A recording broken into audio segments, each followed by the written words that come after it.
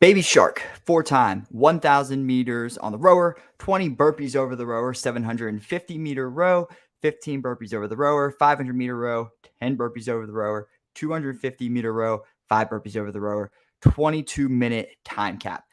This is ideally a base intensity working on aerobic threshold. So when we're working at this base intensity, right, it's often the intensity that is most missed by us inside of the gym, right? Because we tend to push solely up into that lactate threshold or VO2 max zones, right? Our push or our all out. Again, especially anytime that burpees are on the agenda. Okay, it's really, really important that we slow ourselves down. And I know how hard it is, especially in a class, right? You just want to get after it, get it done as quickly as you can. And most of the time, there's nothing wrong with that, but we get so many benefits from slowing ourselves down. One, it's going to improve our fitness. All right.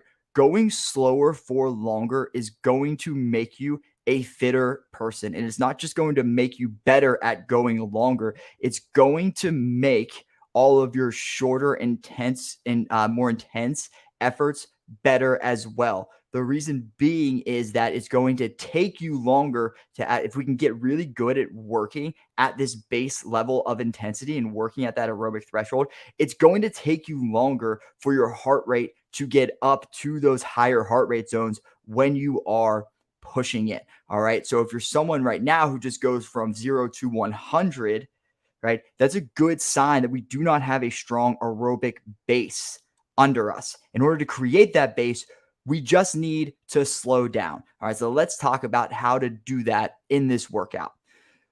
For the rows, all right, when we look at these rows, we're not choosing them on distance, we're choosing them on like an ideal time domain because we're looking for a certain stimulus, right? Now, when we put like 1,000, like, so if we're like, let's say the 1,000-meter row, we said we want the row to be 1,000 meters because we really want somebody on a rower for around about 4 minutes, right? If you're like somebody who's very good on the rower, you might open up doing this row somewhere like in a 500-meter pace of like 145 to 155. We just call it 2 minutes for easy math, right? If we're going out at like 145 or 2 minutes, that's going to put us right in that 3 minute, 330 to 4 minute time domain that we're looking for on the 1,000-meter row. Now, that isn't everybody, right? So how do we achieve the same stimulus of making sure that someone's working within that 4 minutes? Well, rather than saying we're going to row for X amount of meters, we just say we're going to row for X amount of time.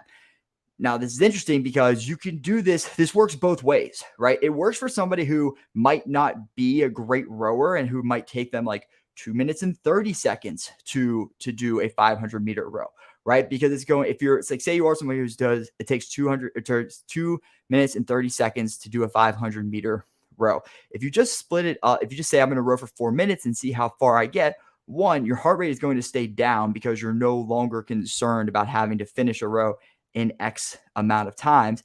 And two, you're going to be able to get more of the work done required in class because you're going to be able to hop off there. And your heart rate's not going to be as high. You'll be able to do the burpees over the rower and then get on to that 750-meter row. Again, row for about 3 minutes and then goes to those burpees over the rower.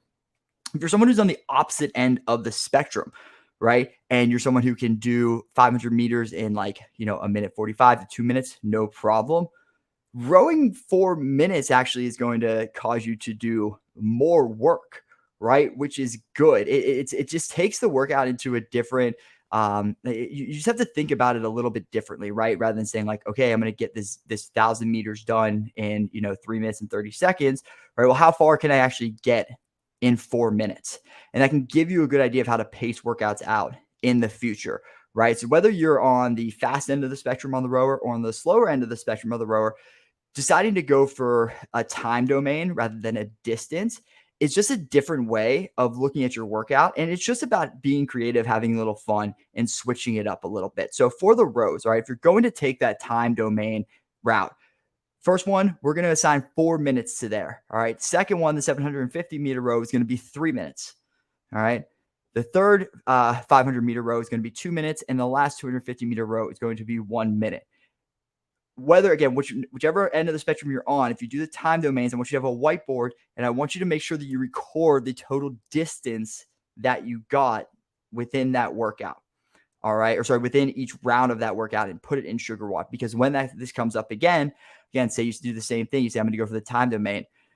If you've been paying attention to your heart rate, right, and following the prescription, what you'll find is that you will get faster within those 4 minutes, right? So maybe you're somebody who actually rode like, 1,150 meters in that 4-minute block. Well, you might come back and you might say, man, I actually rode, 1,250 meters the next time that we did it. Or if someone who is on, the slower end of the road, like, you might have rode only say 750 meters in the 4 minutes, right? You might come back and say, man, I actually got 850 meters in that 4 minutes. So there's a different way to look at the intensity that you're working and the progress. And again, if you tell yourself you're going to go at a 4-minute pace, you're much more likely to stay at a base heart rate rather than if you say you're going to have to row 1,000 meters in X amount of time. For the burpees over the rower, right? Again, burpees are like, how everyone's like, how the hell do I keep my heart rate down during burpees? We have to breathe, right? It's just about focusing on our breathing. So with these burpees over the rower, we need to make sure that we are taking a breath at every stage of the burpee. So as soon as I go down, right, I step myself back, I take a breath at the bottom, step myself back up, I take a breath at the top. I jump for most people. If you're going to try and keep your heart rate at that base intensity, it's going to be a step over the rower. And then as soon as I get to the other side, I take another breath. And then I go down, I get to the bottom of the push-up position of the burpee, and I take another breath. And then I stand back up and I take another breath. And I step over and I do it all over again. Right. And that's the way that you can keep your heart rate down. Now, that's not something that like you're going to have to do forever, that we necessarily want you to do forever.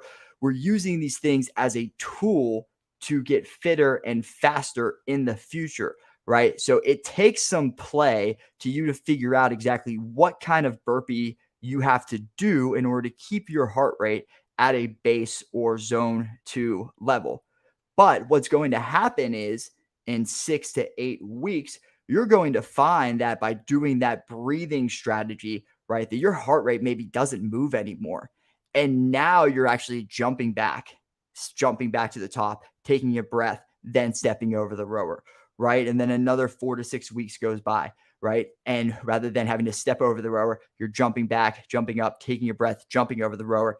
And all of a sudden, your heart rate is still at a zone 2 percentage or zone, right? Which is exactly where we want you to be. So again, multiple ways that we can attack this workout. If you want to try and keep your heart rate in a zone 2 for Baby Shark, use a time domain for the rows. It's going to be 4 minutes, 20 burpees over the rower, 3 minutes, 15 burpees over the rower, 2 minutes, 10 burpees over the rower, 1 minute, 5 burpees over the rower.